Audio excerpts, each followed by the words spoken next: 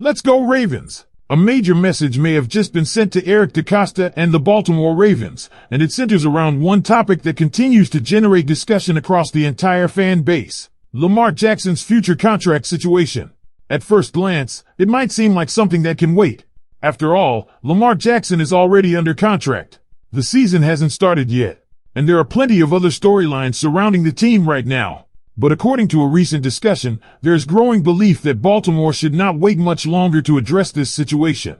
In fact, the argument being made is that getting a new deal done before the season begins could be the most important move the organization has left to make this offseason. That's what immediately caught my attention. Because when conversations start focusing on a quarterback's future before training camp even begins, it usually means people see something bigger coming down the road. The discussion pointed directly to Lamar Jackson's projected cap hit in 2027, which was cited at $84.3 million. According to the argument presented, that number simply doesn't feel realistic as a long-term outcome. The belief expressed was that Lamar isn't going anywhere, and Baltimore isn't moving on from him, making some form of extension appear inevitable at some point. And honestly, Ravens fans, that's where things start becoming fascinating. Because while many people immediately assume an extension should happen right now, the conversation also explored reasons why Lamar Jackson himself might prefer to wait. One of those reasons involves uncertainty. Not uncertainty about the franchise. Not uncertainty about Baltimore. But uncertainty surrounding a new coaching structure. The discussion pointed out that Lamar is entering a new situation with a new head coach and a new offensive play caller. From a player's perspective, there may be value in seeing how everything operates before making another long-term commitment. The argument suggested that some players might want additional time to evaluate how the coaching staff functions throughout a full season. Then another interesting point emerged: future quarterback contracts. And this may be one of the most overlooked parts of the entire conversation. The discussion referenced future deals that could eventually be signed by quarterbacks such as Caleb Williams, Drake May, and Jaden Daniels. The argument was simple: young quarterbacks have a history of resetting the market when new contracts arrive. If that trend continues, waiting could potentially change the financial landscape again. That's a significant factor, because every major quarterback contract tends to affect the next one. Every new deal creates a new benchmark. Every new benchmark creates new expectations. And that's exactly why timing matters so much. The discussion also suggested another possible reason to wait: performance. According to the conversation, Lamar could potentially benefit from putting together another impressive season before entering negotiations. The point wasn't criticism. Instead, it was the idea that another strong year could strengthen his position even further whenever extension talks eventually intensify. But then the conversation shifted. And that's where the argument for acting immediately became much stronger. Because while there may be reasons to wait, there are also reasons not to. A lot of reasons. The first and most obvious one is simple.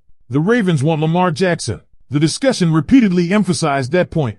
There was no suggestion of uncertainty regarding Baltimore's commitment to its quarterback.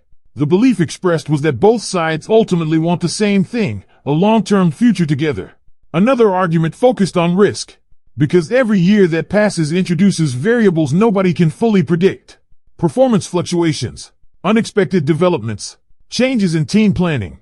The discussion suggested that completing an extension sooner rather than later could remove those uncertainties from the equation. But perhaps the most interesting argument involved roster construction. According to the discussion, a new deal could provide Baltimore with greater clarity regarding future planning. That clarity could influence decisions involving multiple players down the road. Names mentioned included Zay Flowers, Devontae Walker, Derrick Henry, and Nate Wiggins as examples of players who could eventually factor into future organizational decisions. That's where this story becomes much bigger than a single contract. Because now we're talking about long-term roster building, long-term flexibility, long-term planning, and those decisions often shape the direction of an entire franchise. But Lamar Jackson wasn't the only major topic discussed. Because another conversation quickly emerged involving pressure. Not pressure on the organization. Not pressure on the coaching staff. Pressure on individual players. And some of the names that appeared on that list may surprise Ravens fans. What was said about Lamar Jackson, Trey Hendrickson, Nate Wiggins, Roquan Smith, Mark Andrews, Rashad Bateman, and several other players created an entirely different debate about expectations heading into the season. And that discussion may reveal which Ravens have the most to prove when football finally returns. The pressure discussion may have been the most revealing part of the entire conversation because it shifted away from contracts and future planning and focused on something every Ravens fan understands: expectations. And according to the discussion, there are several players entering this season with enormous expectations attached to them. Some of those names were obvious. Others were a little surprising. But together, they paint a fascinating picture of what could define Baltimore's upcoming season. One of the first positions mentioned was center.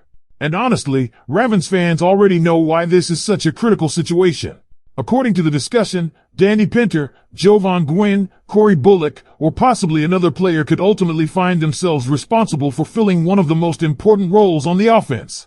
The conversation emphasized the challenge of replacing the consistency that previously existed at the position. That's pressure. Because every snap starts there. Every protection call starts there. Every offensive play depends on stability at that position. And whoever wins that battle is going to face immediate expectations. Then the discussion moved to another interesting name: John Jenkins. According to the conversation, there is pressure associated with proving that he can continue contributing within the defensive rotation following the organization's commitment to him. The belief expressed was that he'll need to continue showing that he belongs as an important piece of the defense moving forward. But then the conversation arrived at one of the biggest names on the list: Malachi Starks. And this is where things became especially interesting. According to the discussion, there have been differing opinions surrounding his development. While the conversation acknowledged positive moments and improvement, it also highlighted the reality that expectations continue to rise for highly drafted players. That's the reality of professional football. The higher the expectations become, the more attention every performance receives. Every game, every snap, every mistake, every big play, everything gets analyzed. Then came Trey Hendrickson, and it's impossible to ignore the expectations surrounding him. The discussion described him as the biggest addition of the offseason and emphasized his reputation as one of the team's premier pass rushing threats. It also pointed to his recent production, including consecutive seasons with significant sack totals. That naturally creates pressure, because when a player arrives with that type of reputation, fans expect results immediately.